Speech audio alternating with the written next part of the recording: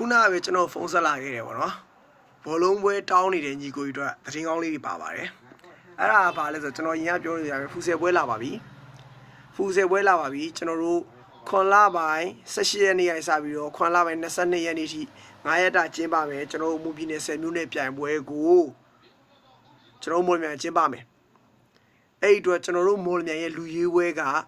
ကျွန်တော်တို့9ရက်နေ့နဲ့6ရက်နေ့2ရက်မှာကျွန်တော်အမှတ်9အားထားကကျွန်တော်ရွှေတော်မို့နော်အဲ့ဒီမှာလူရွေးပွဲလုပ်မယ်ဘာမှကွင်းပါဖြစ်နေညာဖြစ်နေမပြောကြီး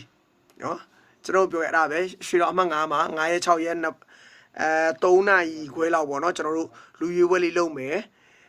မပုံတင်တခါယူခဲ့ရမယ်အသက်က2000နောက်ပိုင်းပေါ့ဗျာ2000 25နှစ်အောက်ဆိုတော့အဲ့ဒါပါမယ်1999ဆိုမရပါဘူး1998ဆိုမရပါဘူး2000ကနေစပြီးတော့2000 2004ကနေစပြီးတော့အဲ့ဒီရပါတယ်